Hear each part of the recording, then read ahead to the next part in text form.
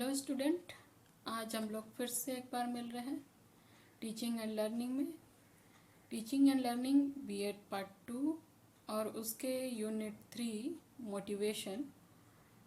Motivation में इससे पहले हम लोगों ने बहुत सारे वीडियो देखे हैं और उस वीडियो में अलग अलग तरह के बातें या अलग अलग तरह से बहुत सारी बातें हम लोगों ने पहले भी डिस्कस की है।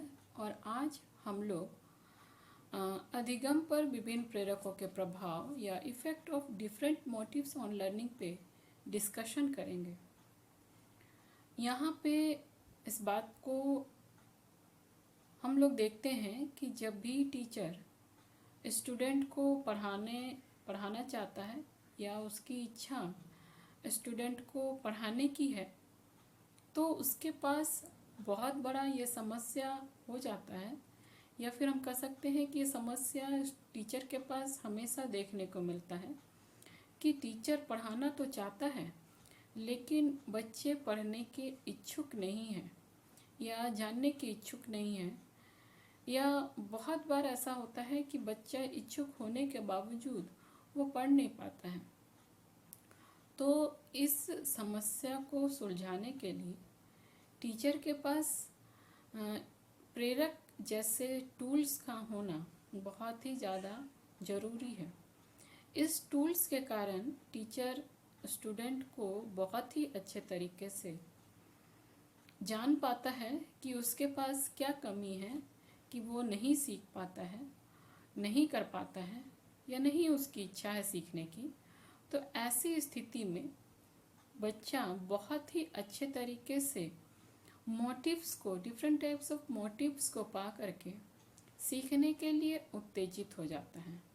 तो कुछ उत्तेजना या कुछ मोटिव्स का हम लोग डिस्कशन करेंगे, जिससे कि हम लोग जान जाएं कि टीचर्स को कौन कौन से मोटिव्स ऐसे हैं जिसका उपयोग करके वो स्टूडेंट को बहुत ही अच्छे तरीके से पढ़ा पाएगा। वो सबसे पहला है उद्देश्य या सीखने की इच्छा, पर्पस और इंटेंट टू लर्न। उद्देश्य या सीखने की इच्छा ये सीखने के लिए बहुत ही ज़्यादा महत्वपूर्ण प्रेरक हैं या मोटिव्स हैं। अगर बालक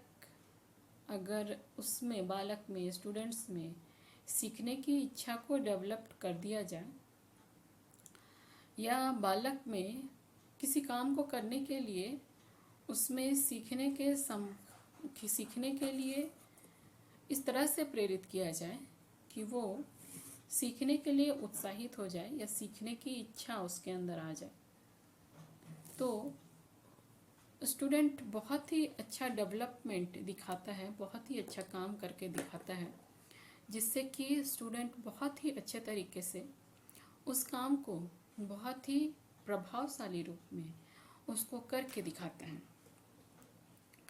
अगर इसको हम लोग एक एग्ज़ाम्पल से देख सकते हैं कि अगर किसी भी पोयम को या किसी प्रार्थना को किसी बच्चे को बार बार बोलने के लिए दिया जाए, शुद्ध वोकैबुलरी के साथ, pure spelling, correct pronunciation, correct vocabulary के साथ किया जाए, तो अगर बच्चे को अगर उसका अर्थ नहीं पता है लेकिन उसको इस तरह से प्रोत्साहित कर दिया जाए कि वो उसको सीखने की इच्छा रखे, तो उसमें पॉजिटिव इफ़ेक्ट देखने को मिलता है।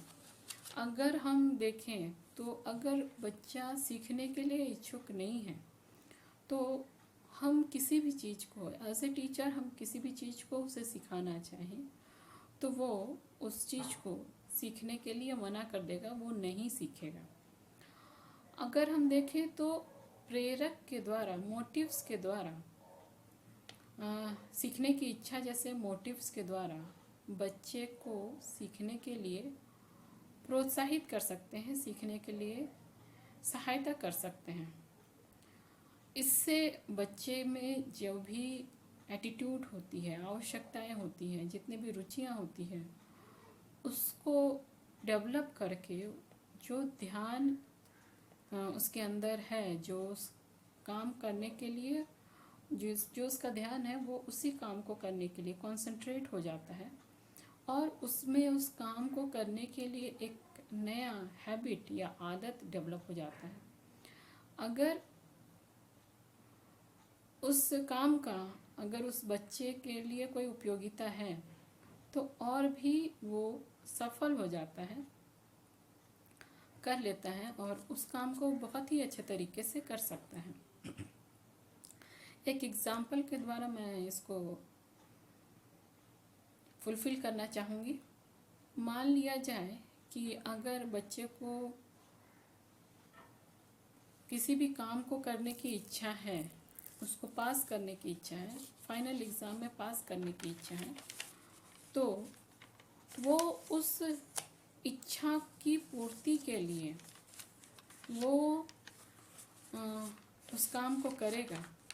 और अगर उसे ये बता दिया जाए कि पास करने से तुम्हें फ़ायदा होगा, या फिर ये बता दिया जाए कि पास करने के बाद आपको एक साइकिल मिलेगी जिससे कि आप घूम सकते हो, तो बच्चा चूँकि उसके पास साइकिल नहीं है और उसके फ्रेंड सर्किल के पास साइकिल है, तो वो साइकिल के लिए जो कि उसके पास नहीं है, उस साइकिल से होने वाली उपयोगिता या यूज़फुलनेस को कि वो ग्राउंड में जा सकता है, खेल सकता है अपने दोस्तों के साथ, अच्छे से कर सकता है, अपने दोस्तों के साथ हिल मिल सकता है, अपने को बहुत ही अच्छा फील करा सकता है। तो ये उपयोगिता देखने के बाद वो उसकी इच्छा उस काम को, जैसे पढ़ने वाले काम को करने के लिए बहुत ही ज़्यादा तेज हो जाता है, और वो उस काम को बहुत ही अच्छे तरीके से करता है और उसमें सफल भी हो जाता है।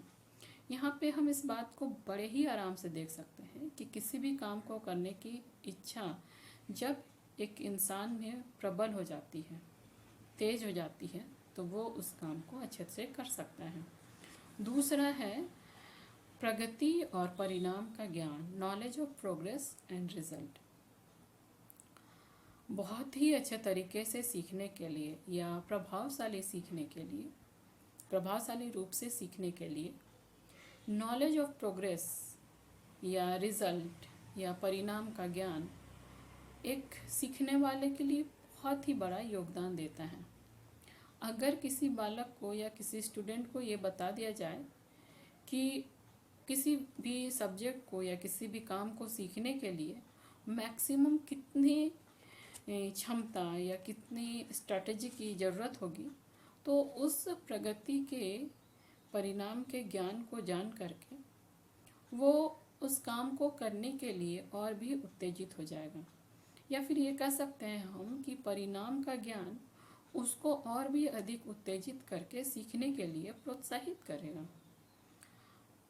डेवलपमेंट या प्रगति या परिणाम का ज्ञान, नॉलेज ऑफ प्रोग्रेस का बालक के ऊपर किस प्रकार से असर पड़ता है, इस बात को के लिए बहुत सारे प्रयोग हुए हैं, और बहुत सारे प्रयोगों में ब्रेन जो प्रयोग किए हैं वो कुछ इस प्रकार से बताता है कि क्लास के बच्चों को वोकैबुलरी के क्षेत्र में उनके लिए प्रयोग किए गए, और उनके सामने प्रयोग करने के लिए उनके सामने उस प्रयोग से पहले एक डेवलपमेंट चार्ट उन लोगों को दिखाया गया, जो कि ये बता रहा है कि 28 दिन के लिए अगर आप तेज़ गति के साथ बोलेंगे तो आपकी वोकैबुलरी अच्छी हो जाएगी।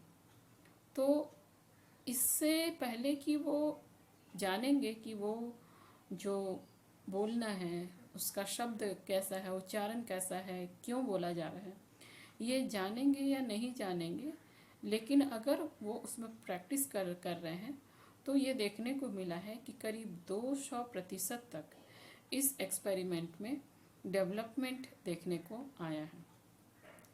इन सभी बातों की प्रगति से ये हम कह सकते हैं कि जो भी डेवलपमेंट हुआ है, जो भी प्रगति हो रही है, वो प्रगति जो है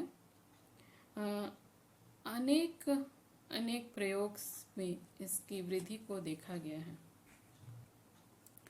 अनेक प्रोग्रेस देखा गया है।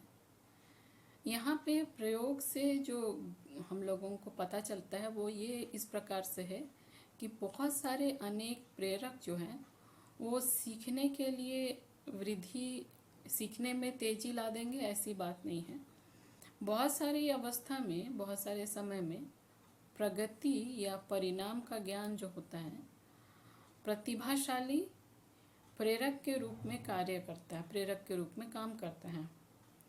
प्रगति के ज्ञान के समय में यदि उसमें होने वाली भूल चूक में सुधार कर दिया जाए, ध्यान दे दिया जाए, तो सीखने का जो गति है, सीखने का जो लय है वो तेज हो जाता है।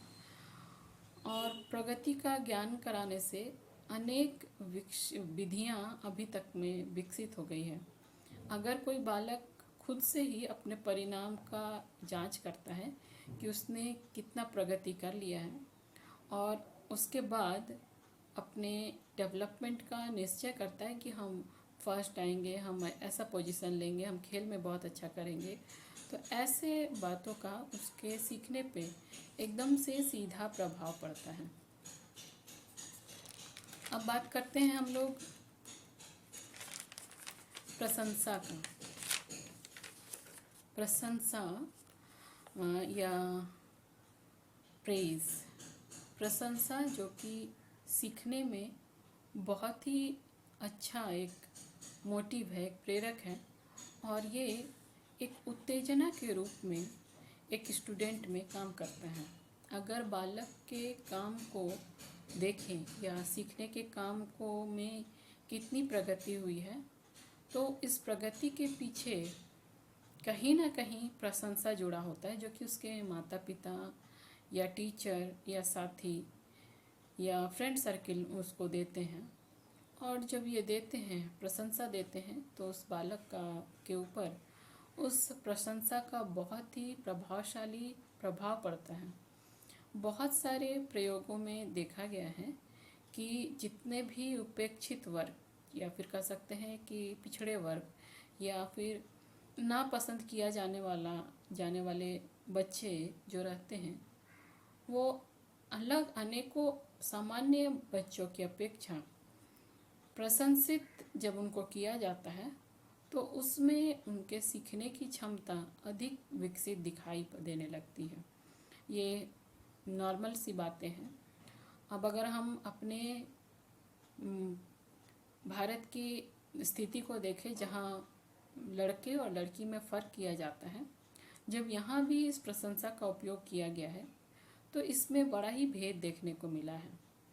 लड़कों की अपेक्षा लड़कियाँ प्रशंसा ज़्यादा पसंद करने को दिखाई पड़ती हैं, और प्रशंसा का बहुत अधिक प्रभाव लड़कियों में ही ज़्यादा देखने को मिलता है। और इसका हम पॉजिटिव रिजल्ट लड़कियों के प्रगति के रूप में देखते हैं।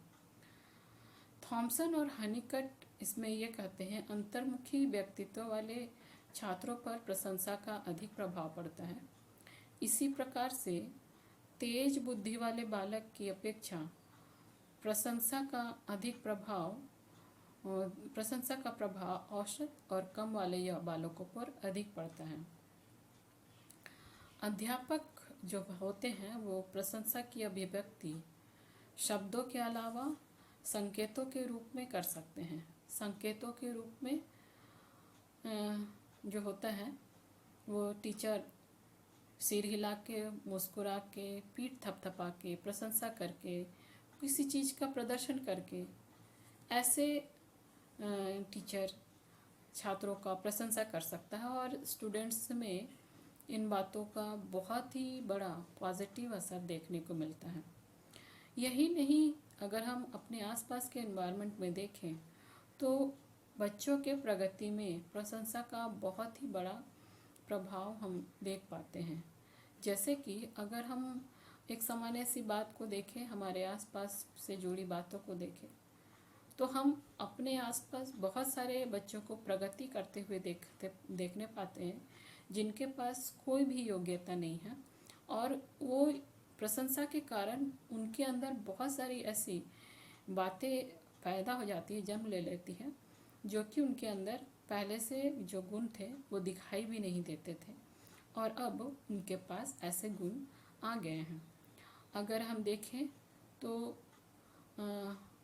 अल्बर्ट आइंस्टाइन जो कि बल्ब के आविष्कारक थे, उनकी हिस्ट्री को देखें तो वो भी कुछ इसी तरह की स्थिति में थे। वो थोड़े से डल माइंडेड थे।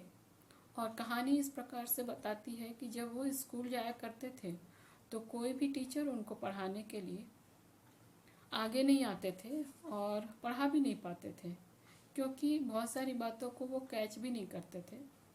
और टीचर्स अधिकतर उनको धुतकार देते थे, प्रशंसा नहीं उनका करते थे।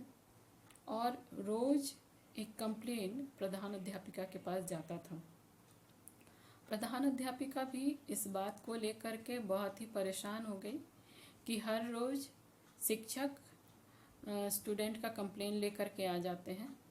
तो इस परेशानी को ख़त्म करने के लिए उन्होंने अल्बर्ट आइंस्टाइन को स्कूल से निकालने का फ़ैसला लिया और एक लेटर लिखा कि हम आपके बच्चों को नहीं पढ़ा सकते हैं, क्योंकि इसमें पढ़ने की कोई भी क्षमता हमें नहीं दिख पड़ती है। ऐसा लेटर लेकर के अल्बर्ट आइंस्टाइन अपने घर गए, अपनी मम्मी को वो लेटर दिखाया। मम्मी पढ़ी और अल्बर्ट आइंस्टाइन ने पूछा कि माँ, इस लेटर में क्या लिखा है? तो माँ ने इस लेटर को कुछ इस तरह से बदलते हुए कहा कि बेटा, उन्होंने लिखा है कि तुम बहुत ही तेज बुद्धि के बच्चे हो और उन किसी भी टीचर में उनमें आपको सिखाने की कोई भी क्षमता नहीं है, इसलिए वो आपको नहीं सिखा पाएंगे। इसलिए आप आज से हमारे ही पास, मेरे ही पास रह के पढ़िएगा। ऐसी प्रशंसा जो कि ये बता रहे हैं कि आप में बहुत ही तीव्र बौद्धिक क्षमता है, बहुत ही तेज हैं आप सीखने के लिए, पढ़ने के लिए। ऐसी प्रशंसा सुन कर के जो बच्चा है वो बहुत ही खुश हो जाता है प्रशंसा पा करके, और उसके खुशी होने के कारण बच्चा बहुत ही तेज, बहुत ही मेहनत करता है। और हम आज देख सकते हैं कि पूरी दुनिया बल्ब से दिन ढलते ही पूरी दुनिया जगमगाने लगती है, जो कि अल्बर्ट आइंस्टाइन, जिसको कि सभी ने धुतकार दिया था, उसकी माँ की प्रशंसा के कारण आज हम लोग कई वर्ष बल्ब के आविष्कार के बीत जाने के बाद भी आज हम लोग उनके बारे में जान रहे हैं। तो यहाँ प्रशंसा का बहुत ही बड़ा उपयोग हम देख पाते हैं। चौथी बात है भत्सरना या ब्लेम। बहुत बार बहुत सारे प्रयोग से यह सिद्ध होता है कि बहुत बार सिखाने के लिए बच्चों को भत्सरना या ब्लेम या धुतकारा जाना एक बहुत ही इम्पॉर्टेंट मोटिव्स या प्रेरक के रूप में या उत्तेजक के रूप में काम करती है। बहुत बार ब्लेम का, भत्सरना का, धुतकारे जाने का प्रभाव व्यक्तिगत रूप में, व्यक्तिगत सिखाने के रूप में अलग अलग बच्चों में अलग अलग प्रकार से होता है। ब्लेम का उपयोग अध्यापक को कभी कभार आवश्यकता के अनुसार से करनी चाहिए। बहिर्मुखी बालकों में जो होता है, ब्लेम का या भत्सरना का बहुत ही ज़्यादा अधिक प्रभाव देखने को मिलता है। लेकिन कमज़ोर मन वाले बालक इस धुतकारे जाने को, इस ब्लेम को, इस भत्सरना को सह नहीं पाते हैं और उनका कोमल मन बहुत ही हताश हो जाता है। और बहुत बार बहुत सारे ऐसे बच्चे, कोमल मन वाले बच्चे, पढ़ने को लेकर के या कुछ सीखने को लेकर के इतने हतोत्साहित हो जाते हैं कि दोबारा वो उन बातों को सीखना नहीं चाहते हैं जिसके लिए उसे धुतकार दिया गया हो। तो यहाँ पे अगर हम देखें तो इसका बहुत ही सावधानी पूर्वक एक शिक्षक को उपयोग करना चाहिए पढ़ाने के लिए। पांचवी बात है प्रतिद्वंदिता और सहयोग, कंपटीशन एंड कोऑपरेशन। प्रतिद्वंदिता अगर हम देखें तो ये व्यक्ति की मूल आवश्यकताओं को संतुष्ट करती है। कंपटीशन जो है व्यक्ति की मूल आवश्यकताओं को संतुष्ट करती है। अगर हम देखें तो जब से एक व्यक्ति जन्म लिया है और उसके जीवन के प्रत्येक क्षण में या प्रत्येक अवसर में, प्रत्येक क्षेत्र में इस कंपटीशन का सामना उसे करना पड़ा है। उसकी अपनी एक सामाजिक स्थिति है और उसकी अपनी सामाजिक स्थिति के अनुसार से उसको उसके लिए जीना पड़ता है, अपनी जीविका चलानी पड़ती है, काम करना पड़ता है। उसको अपनी सामाजिक स्थिति के लिए ही उसको जीविका को प्राप्त करने के लिए अपने साथियों के साथ, अपने ग्रुप के फ्रेंड सर्कल के साथ प्रतियोगिता करनी पड़ती है, कंपटीशन करना पड़ता है। और हम ये बातें हर क्षेत्र में देखते हैं। अगर हम देखें तो स्कूल में जब टीचर पढ़ा रहा होता है तो वो स्टूडेंट को अपने दोस्तों के साथ कंपटीशन करना पड़ता है। स्कूल में जब भी लर्निंग प्रोसेस होता है, जब भी टीचर सिखा रहा होता है, तो बालक किसी न किसी रूप में, स्टूडेंट अपने दोस्तों के साथ प्रतियोगिता करता है। कभी अपने आप होमवर्क को सबसे पहले टीचर को दिखा करके, सबसे पहले क्लास में हाथ उठा करके जवाब देने के लिए तैयार रहता है। बहुत बार बहुत जल्दी एग्ज़ाम का आंसर लिख करके सबमिट करने के लिए तैयार रहता है। बहुत बार एक दूसरे को कंपटीशन देने के लिए अच्छे से पढ़ करके क्लास में अपने लिए पोजीशन लेने के लिए बच्चे तैयार रहते हैं। तो ये सारी बातें कंपटीशन को दिखाती है। अगर हम इस प्रतिद्वंदिता को या कंपटीशन को या फिर कह सकते हैं कंपटीशन जैसे मोटिव्स को सिखाने के लिए उपयोग करें, तो ये सिखाने के लिए, स्टूडेंट को सिखाने के लिए बहुत ही प्रभावशाली और महत्वपूर्ण प्रेरक है। अब अगर हम इसमें देखें तो जे.पी. मैलर अपने अध्ययन के द्वारा सिद्ध कर चुके हैं कि यदि एक समूह के बालक को अपने साथी के साथ प्रतियोगिता करने पड़ती है तो उस प्रतियोगिता या प्रतिद्वंदिता को प्रतिद्वंदिता उस सीखने को प्रभावशाली बनाने के लिए एक बहुत ही महत्वपूर्ण प्रयोग है। यहाँ पे जो प्रतियोगिता हो वो बालक के एक समूह में, जे.पी. मैलर इसको कुछ इस प्रकार से एग्जाम्पल को डिस्क्राइब करते हैं कि अगर एक समूह में बालक हैं और उन बालकों में, उन बच्चों में अगर प्रतियोगिता हो तो इस प्रकार की प्रतियोगिता हो जो कि मित्रतापूर्ण हो, जो कि सहयोग वाला हो, और इससे सीखने के बाद उस बच्चे में बहुत ही अच्छा, उत्तम प्रेरणा के रूप में काम करेगा। मैलर जो हैं वो ये भी निष्कर्ष निकालते हैं कि जो भी सामूहिक प्रतियोगिता होती है उसकी अपेक्षा अगर व्यक्तिगत प्रतियोगिता में बालक परिश्रम करता है तो उसका अलग और अच्छा रिजल्ट आता है। लेकिन बहुत सारे अभी के जो अध्ययन आए हैं उसके निष्कर्ष के अनुसार ये सभी मैलर की बातों को काट देते हैं, उसका विरोध करते हैं। इसके अनुसार से अगर समूह में अगर परस्पर लगातार कंपटीशन है तो सामूहिक रूप में समूह के सभी सदस्य बहुत ही अधिक परिश्रम करते हैं। लेकिन हम लोगों को ये ध्यान रखना चाहिए कि प्रतिद्वंदिता या कंपटीशन को प्रेरक के रूप में अगर हम काम ले रहे हैं, प्रेरक के रूप में इस्तेमाल कर रहे हैं, तो इसका प्रभाव कुछ कारक या कुछ फैक्टर के रूप में अलग अलग तरीके से पड़ता है। जैसे कि काम का क्या स्वरूप है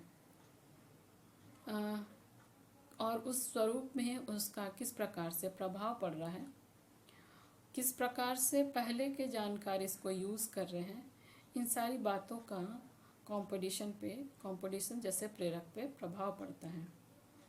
अगर कंपटीशन को प्रेरक के रूप में हम यूज़ कर रहे हैं तो उस समय टीचर को चाहिए कि कुछ खास बातों का वो ध्यान रखें। जैसे प्रत्येक स्टूडेंट को प्रतियोगिता या कंपटीशन करने का प्रशिक्षण प्राप्त हो। जैसे कि अगर स्टूडेंट के लिए दौड़ने का कंपटीशन है तो ये ज़रूरी है कि टीचर उसको पहले सिखाया हो कि किस प्रकार से दौड़े कि आपके शरीर को हानि ना हो और आप तेज गति से दौड़ें और आप फर्स्ट पोजीशन लेके आएँ। इस प्रकार का प्रशिक्षण उसको उस प्रतियोगिता करने से पहले प्राप्त होना चाहिए। जो भी प्रतियोगिता हो वो उसमें वो अलग अलग क्रियाओं के ऊपर हो ताकि सभी स्टूडेंट किसी न किसी क्षेत्र में सफलता को देख सकें।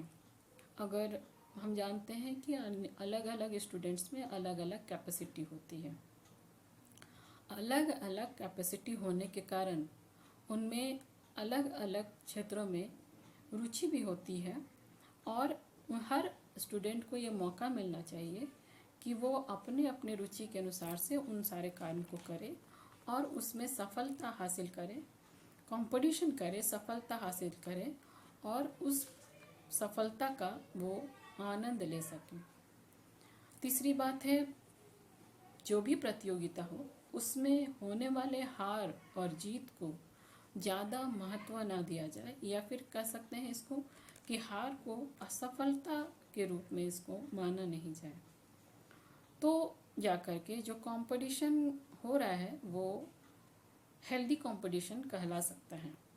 यहाँ जो कंपटीशन है उसका यूज़ करते समय हमेशा एक टीचर को सतर्क रहना चाहिए। प्रतियोगिता या कंपटीशन जो है वो बहुत अधिक तेज ना हो, जल्दी जल्दी ना हो। बच्चों को उसको सीखने और समझने में समय मिलना चाहिए। अगर कोई बच्चा हार जाता है या उसको उसका इंसल्ट होता है या हताश हो जाता है तो ये प्रतियोगिता के दौरान उसके एक बच्चे के लिए और टीचर के लिए अच्छी बात नहीं होती है। होना ये चाहिए कि टीचर को एक हेल्दी कंपटीशन के लिए हर बच्चे को तैयार करना चाहिए ताकि बच्चा हताशा का शिकार, हारने का शिकार और इंसल्ट होने का शिकार ना हो जाए। अगर कंपटीशन में किसी भी विषय में अगर किसी के लिए अधिक ध्यान दिया गया है तो बहुत बार ऐसा होता है कि जिस पे ध्यान नहीं दिया गया हो तो उस बच्चे को हम कह सकते हैं कि हम उसका अवहेलना किए हैं। इसके परिणाम स्वरूप बात ये होगी कि बच्चे की जो सामाजिक समस्या है वो उसमें उत्पन्न होने लगेगा, उसमें डर समा जाएगा कि हम हर बार हार जाते हैं तो हम क्यों कंपटीशन करेंगे, क्यों किसी प्रतियोगिता में शामिल होंगे, और इस तरह से वो प्रतियोगिता में पीछे होने लगेगा। और एक समय आएगा कि जो आगे होता है वही प्रतियोगिता के लिए हमेशा तैयार रहेगा और जो पीछे होता है वो किसी प्रतियोगिता में पार्टिसिपेट नहीं होगा। इसीलिए टीचर को ये चाहिए कि वो हेल्दी कंपटीशन का आयोजन करे और उस हेल्दी कंपटीशन को वो अपने जगह जहाँ वो काम करता है, स्कूल में, क्लासरूम में, फील्ड में, उसका यूटिलाइजेशन करे। सहयोग भी एक सीखने के लिए बहुत ही अच्छा प्रक्रिया है जो स्वीकार को मानता है, स्वीकृति को मानता है, संबद्धता को मानता है, सुरक्षा को मानता है। और सुरक्षा की आवश्यकता के लिए प्रतिद्वंदिता या कंपटीशन के समान ही ये एक महत्वपूर्ण प्रेरक है। सहयोग और प्रतिद्वंदिता हेल्प और कंपटीशन में किसका चयन करके, किसको चूज़ करके प्रेरक के रूप में यूज़ किया जाए, ये एक बड़ा सोचनीय और बहुत ही विवादपूर्ण विषय है। इसलिए हमेशा टीचर को चाहिए कि वो परिस्थितियों के अनुसार से कि सहयोगपूर्ण काम करे या कंपटीशन वाला काम करे, और उस परिस्थिति में कौन सा ज़्यादा उसके लिए फ्रूटफुल होगा, कौन सा उसके लिए लाभदायक होगा, ये देख करके ही वो उसमें काम करे तो उसके लिए बहुत ही अच्छा होगा।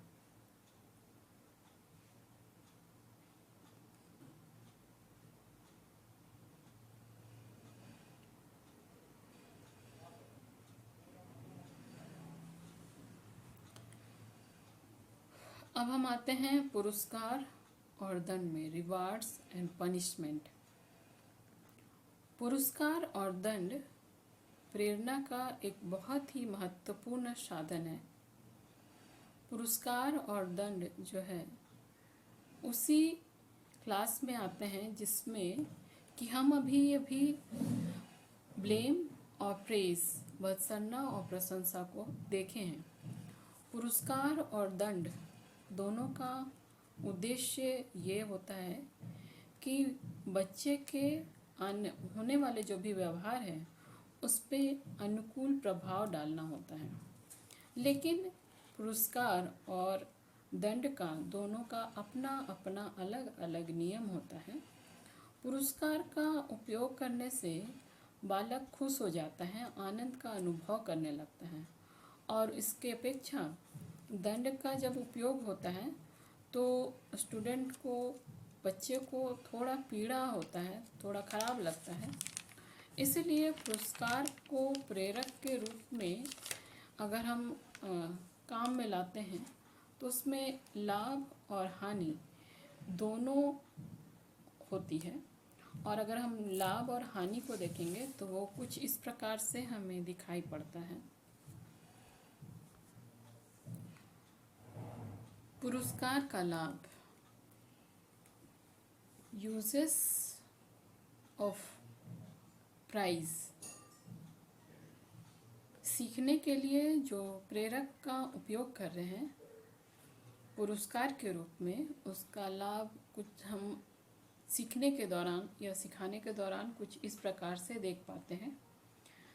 पहला इस प्रकार से है, पुरस्कार देने के बाद स्टूडेंट खुश हो जाता है, या फिर कह सकते हैं उसको आनंद देता है, और इसलिए उसको देते हैं कि वो किसी भी काम को करने के लिए बार बार प्रोत्साहित हो जाए, उत्तेजित हो जाए, वो उस काम को बहुत ही अच्छे तरीके से करे।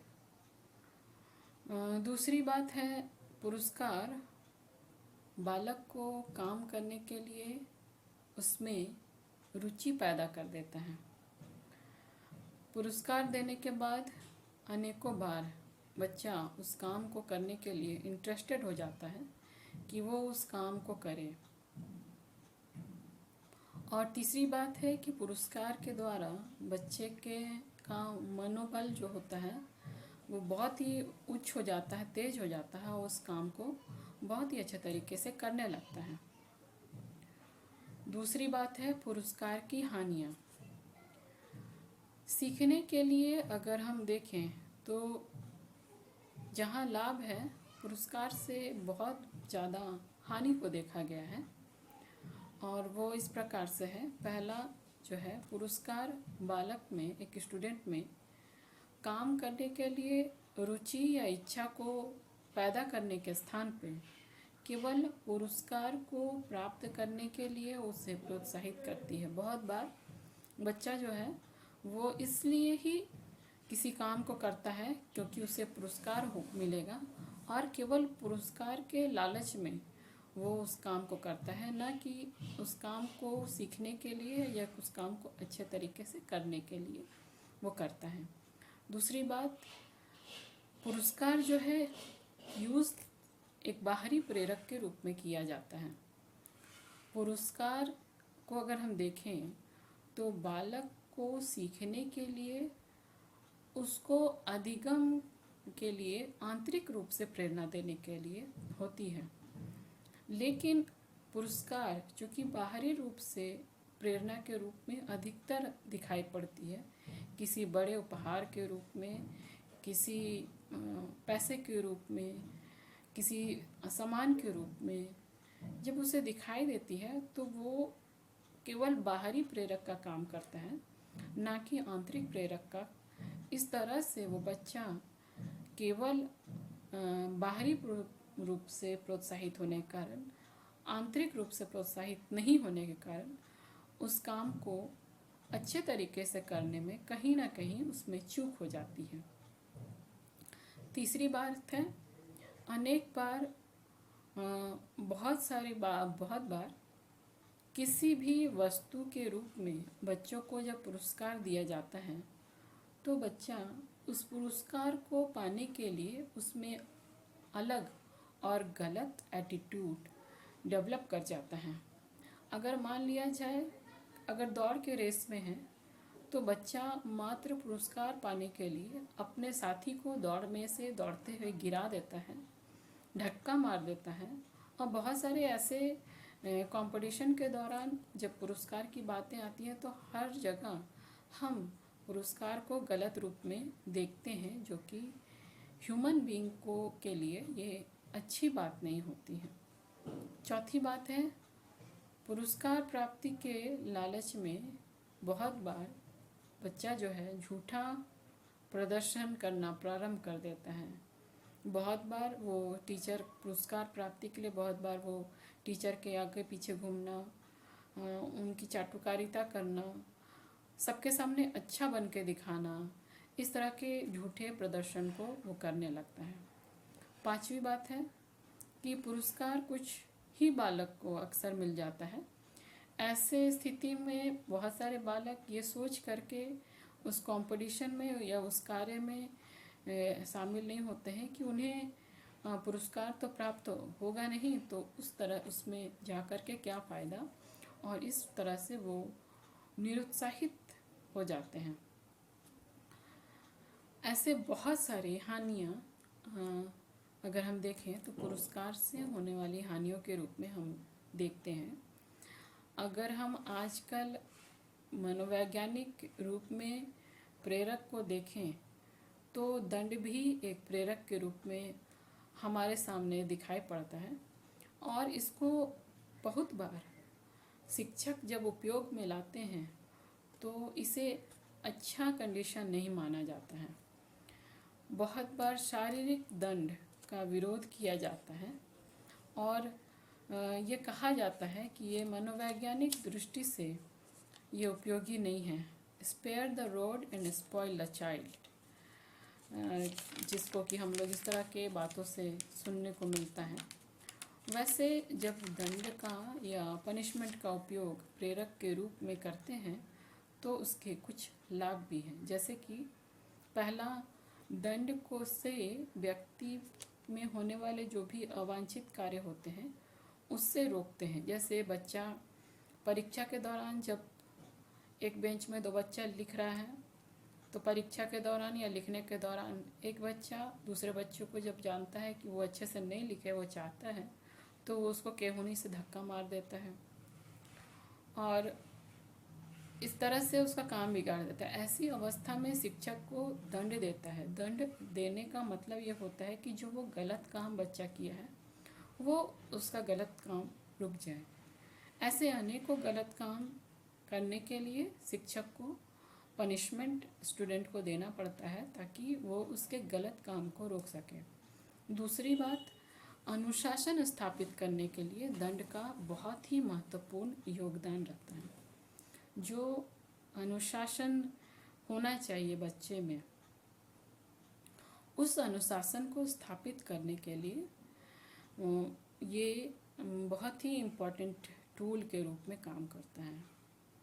तीसरी बात है, दंड को उस समय बहुत अधिक उपयोगी हो जाता है जब वो अवांछनीय या गलत काम को रोकने के लिए उपयुक्त हो। बहुत बार पुरस्कार के साथ ये सारी काम किए जाते हैं या फिर बालक को विश्वास हो जाए कि ये जो भी काम वो कर रहा है वो उसको इसलिए दिया जा रहा है, उसको दंड इसलिए दिया जा रहा है क्योंकि वो गलत काम किया है। यहाँ पे जो दंड है उसके लाभ के साथ साथ कुछ हानि भी है। जैसे कि पहला, दंड से बालक में भय पैदा हो जाता है।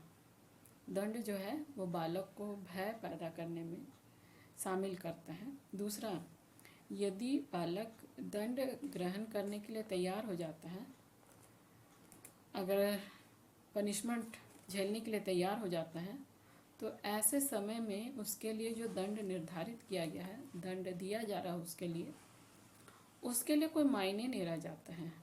वो दंड ले करके भी, पनिशमेंट झेल कर भी फिर से वही काम करने को लग जाता है जिसके लिए उसे पनिशमेंट दिया जा रहा है। तीसरी बात है दंड। दंड जो है, दंड उस समय अधिक उपयोगी हो जाता है जब वे अवांछित काम को रोकने के लिए उपयुक्त होते हैं या पुरस्कार के साथ प्रयोग किए जाते हैं। तो बालक को यह विश्वास हो जाता है कि वो जो दंड दिया जा रहा है उसके अनुचित कार्य को मिल रहा है। चौथी बात होती है कि दंड का जो परिणाम होता है वो अस्थायी होता है, वो ज़्यादा देर तक नहीं रहता है। बहुत बार टीचर जो दंड दे रहे हैं बहुत कठोर कठोर दंड देते हैं और इसका फल ये होता है कि बहुत सारे ऐसे बालक होते हैं जो कि इस दंड को झेल जाते हैं और बहुत लंबे समय तक टीचर उसका फल नहीं देख पाते हैं। पांचवी बात है दंड के कारण बालकों में अध्यापक के प्रति दुर्भावना पैदा होने की संभावना होती है। जो टीचर स्टूडेंट को पनिशमेंट दे रहा होता है, इस पनिशमेंट को देने से स्टूडेंट जो है उस टीचर के प्रति उसके लिए उसके मन में घृणा आ जाती है, गुस्सा आ जाता है, क्रोध आ जाता है। क्यों? क्योंकि वो टीचर उसको पनिशमेंट दे रहा है, दंड दे रहा है और इससे उसकी जो नॉर्मल लाइफ है वो प्रभावित हो रही है और वो उस टीचर को देखना नहीं चाहता है। बहुत बार ऐसा भी देखा गया है कि स्कूल से बाहर वो बच्चे जो टीचर उसको दंड दे रहे हैं उसके साथ स्कूल के बाहर उस टीचर के साथ वो बच्चे गलत व्यवहार कर देते हैं, दुर्व्यवहार कर देते हैं। तो इस तरह की दुर्भावना पैदा होने की संभावना रहती है।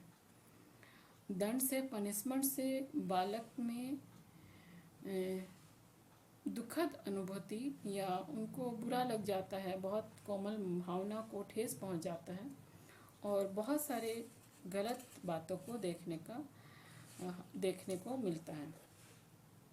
अगला है आकांक्षा का स्तर, इच्छा शक्ति जिसे कह सकते हैं, लेवल ऑफ एस्पिरेशन। आकांक्षा का स्तर भी प्रेरक के रूप में सीखने को गतिशील बनाता है। जब प्रत्येक व्यक्ति अपने जीवन में कुछ लक्ष्य को निर्धारित करने तक उन तक पहुंचने का प्रयास करता है और इसके लिए व्यक्ति को कठोर परिश्रम करना पड़ता है, लेकिन बहुत बार जीवन लक्ष्य एक होने पर आकांक्षा का स्तर, इच्छा का स्तर भिन्न भिन्न अलग अलग व्यक्तियों में अलग अलग तरह की होती है। जैसे कि अगर दो बालक का लक्ष्य पढ़ना है, बहुत अच्छे से पढ़ना है और किसी अच्छे बिजनेस में जाना है, तो इसमें से एक बालक ये इच्छा रखेगा कि यूनिवर्सिटी लेवल में उसको अध्यापक या टीचर बनना है, जबकि दूसरा स्टूडेंट ये सोचेगा कि उसको कम से कम मिडिल स्कूल में एक टीचर बनना है। और इस तरह से हम एक ही लक्ष्य है दोनों का, टीचर बनना, लेकिन अलग अलग जगहों में टीचर बनने का लक्ष्य दोनों रखे हैं। अगर हम इस तरह से देखेंगे तो दोनों का लक्ष्य एक होने पर भी उनकी आकांक्षा स्तर अलग अलग है। इस प्रकार के विभिन्नताएं या भिन्नता होने के कारण दोनों के परिश्रम करने में भी अलग ढंग या अलग भिन्नता हमें देखने को मिलेगा। यहाँ पे जो आकांक्षा का स्तर है वह व्यक्तिगत और वातावरणीय तत्वों को मिलकर के प्रभावित होता है। अगर व्यक्ति को पूर्व निर्धारित आकांक्षा स्तर तक पहुँचने में सफलता मिली है तो उसकी आकांक्षा का स्तर भी ऊंचा उठेगा, किंतु असफलता के कारण आकांक्षा का स्तर भी निम्न हो जाएगा। उपलब्धि का अभिप्रेरक, ये अगला प्रेरक, उपलब्धि का अभिप्रेरक या अचीवमेंट मोटिव। उपलब्धि अभिप्रेरक का अध्ययन मैक्लीलैंड या तथा विंटर खोटम जैसे विद्वानों ने अध्ययन किया है। अगर बालक से उच्च उपलब्धि को अगर सोचा जाए तो बालक को अधिक परिश्रम करने की प्रेरणा मिलती है। विंटर वोटम अपने एक अध्ययन में देखते हैं, अपने अध्ययन में पाया है कि उन माताओं के बालकों को सीखने में बहुत अधिक रुचि देखा है जिनकी माताएं उच्च उपलब्धि की हों या उच्च उपलब्धि की आशा करती हैं।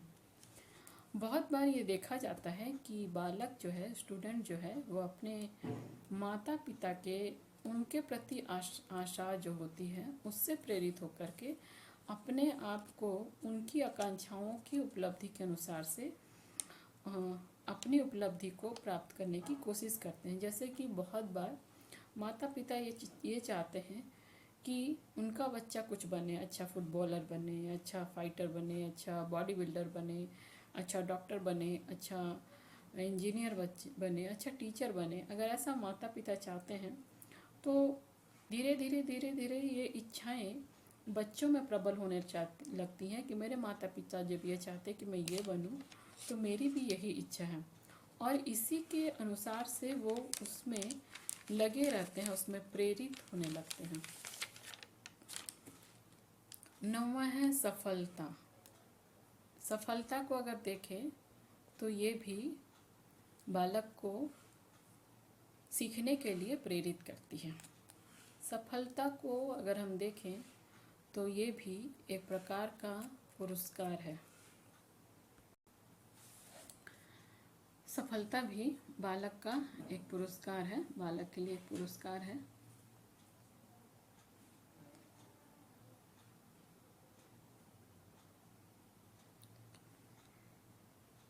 सफलता जो है सीखने वाले के मनोबल को ऊंचा उठाता है।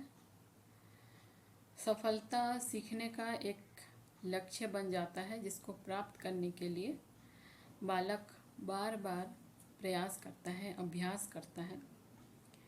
सफलता के लिए सफल व्यक्ति से उसे प्रेरणा मिलती है। अगर बालक को बार बार असफलता दिखाया जाए, बालक को बार बार असफलता दिखाया जाए तो वो उसमें उस तरह से काम नहीं करेगा।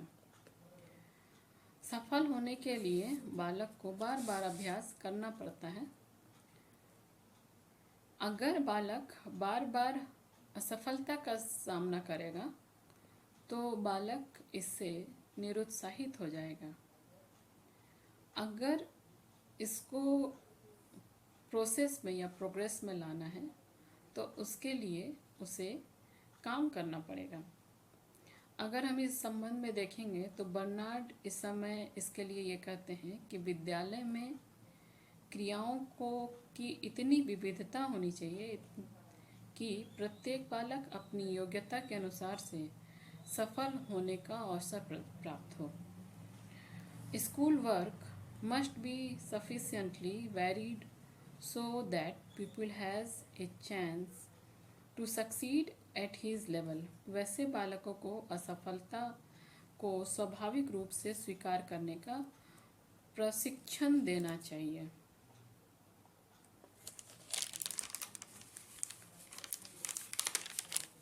अधिगम पे जो विभिन्न प्रकार के प्रभाव हैं उनमें और भी हैं, जैसे ध्यान, रुचि और उत्साह पैदा करना। क्लास में जब टीचर पढ़ा रहा होता है तो टीचर को चाहिए कि स्टूडेंट को ध्यान से सीखने के लिए उसके लिए प्रेरणा दे और अनेकों क्रिया उसको उसके ध्यान को केंद्रित कराने के लिए प्रेरणा का एक महत्वपूर्ण रूप से साधन के रूप में काम करती हैं। ध्यान को केंद्रित करने में रुचि और उत्साह का बहुत ही ज़्यादा योगदान रहता है। बालकों में जब भी आंतरिक रुचि विकसित करने होते हैं तो उस आंतरिक रुचि को विकसित करते समय उसके ध्यान, उसके उत्साह और उसकी रुचि में ध्यान देना चाहिए, जिससे कि उसका वो एक अच्छा प्रेरक के रूप में उसके सामने आए और वो उसके अनुसार से उसका उपयोग करके बहुत ही अच्छे से फ्रूटफुल होते हुए वो उसका उपयोग कर सके। 12वां है समूह का प्रवाह, समूह का प्रभाव। बहुत बार देखने को ये मिलता है कि समूह का प्रभाव बालक के ऊपर में, स्टूडेंट के ऊपर में सीखने के लिए बहुत ही अधिक और सीधा प्रभाव पड़ा है। अलग अलग रूप में अगर हम देखें तो सीखने की अपेक्षा, अलग अलग सीखने की अपेक्षा समूह में जब एक स्टूडेंट सीखता है तो वो उसके लिए पॉजिटिव रूप में काम करता है। समूह में जब काम करता है एक बच्चा तो अपने साथी से प्रतिष्ठा पाता है और उसका ऊंचा बनाने में बहुत ही अधिक प्रयत्नशील रहता है। इस प्रकार समूह बच्चे के लिए प्रेरणा का स्रोत बन जाती है। बहुत बार समूह में रहना, लोकतंत्र में रहना, समाज में रहना और उनके द्वारा रहन सहन, ये सारी बातें शिक्षा के लिए समूह में होकर के सीखना एक बहुत ही अच्छा उत्तम साधन के रूप में स्टूडेंट के सामने प्रेरक के रूप में उपस्थित रहता है। और इसके द्वारा इंटरेक्शन के द्वारा, समूह में रहने के इंटरेक्शन के द्वारा स्टूडेंट बहुत कुछ सीख पाता है। इसलिए हमारे सामने स्कूल है जहाँ बच्चों को अलग अलग समूहों से एक जगह इकट्ठा किया जाता है और समाज में, स्कूल के समाज में बच्चों को उस इंटरेक्शन से, उस लोकतंत्रीय समूह से सीखने के लिए बहुत ही अच्छे रूप में एक औजार के रूप में दिया जाता है, ताकि स्टूडेंट बहुत ही अच्छे तरीके से सीख सके, उसको समझ सके और बहुत कुछ अपने लिए कर सके। अगर हम देखें तो हम ये पाएंगे कि अभी तक प्रेरक के रूप में जितनी भी बातों को हमने चर्चा किया है, उससे जितने भी नए ज्ञान को सीखने के लिए या किसी भी काम को बहुत ही ज़्यादा प्रभावशाली ढंग से पूरा कराने के लिए प्रेरणा बहुत ही ज़्यादा ज़रूरी है। अगर प्रेरणा जैसे क्रिया या प्रेरणा जैसी बातें नहीं हो तो किसी भी काम को बहुत ही प्रभावशाली ढंग से कराना संभव नहीं है। इसलिए टीचर को प्रेरणा जैसे काम को या प्रेरणा की प्रक्रिया को, प्रेरणा के साधन को जानना बहुत ही ज़्यादा ज़रूरी है, जिसका इस्तेमाल करके शिक्षक अपने शिक्षण को बहुत ही ज़्यादा प्रभावशाली बना सकें। और प्रभावशाली बनाने के लिए ये सारे प्रेरक बहुत ही आवश्यक है। प्रेरणा की जो भी प्रक्रिया है, जो प्रक्रिया है या प्रेरणा सीखने का एक ऐसा शक्तिशाली साधन के रूप में एक टीचर के सामने है, जिसका प्रयोग करके एक टीचर बालक के बिहेवियर में जैसा वो टीचर चाहता है उस तरह का परिवर्तन कर सकता है। और परिवर्तन पैदा करने से वो टीचर अपने और अपने बच्चे के सामने और वो बच्चा दूसरे बच्चों के साथ समायोजन करने में उसके बच्चे को बहुत ही बड़ा बल मिलेगा, बहुत ज़्यादा प्रोत्साहन मिलेगा। ये समायोजन बच्चे को बहुत ही ज़्यादा हेल्पफुल होता है कि बच्चा आगे चल के बहुत ही अधिक काम को, बहुत ही सफलतापूर्वक काम को कर सके। इसलिए टीचर को चाहिए कि बहुत अलग अलग तरीके के प्रेरकों का उपयोग बहुत ही सावधानी से करे और कोशिश ये करना चाहिए कि बाहरी साधन का उपयोग ना करके आंतरिक प्रेरक का उपयोग करे। जैसे कि प्रोत्साहन के रूप में वर्बल प्रोत्साहन का उपयोग करे, ना कि किसी गिफ्ट जैसे वस्तु का उपयोग करे जिससे कि बच्चे का ध्यान गिफ्ट में जाए, बाहरी साधन पे जाए। उसके बदले आंतरिक प्रेरक जैसे शाबाशी, और बहुत सारे ऐसे प्रेरक हैं जिसके बारे में भी हम लोगों ने चर्चा की। तो और ये सब का उपयोग करके शिक्षक अपने अच्छे से प्रेरक दे करके स्टूडेंट को मोटिवेट कर सकता है और उनको बहुत ही अच्छे तरीके से सिखा सकते हैं। तो आज हम लोगों ने बहुत कुछ प्रेरक के बारे में पढ़ा, जिसको जान करके एक शिक्षक अपने शिक्षण को बहुत ही प्रभावशाली बना सकता है। तो आज के लिए इतना ही। नेक्स्ट वीडियो में फिर से मिलेंगे, तब तक के लिए थैंक यू।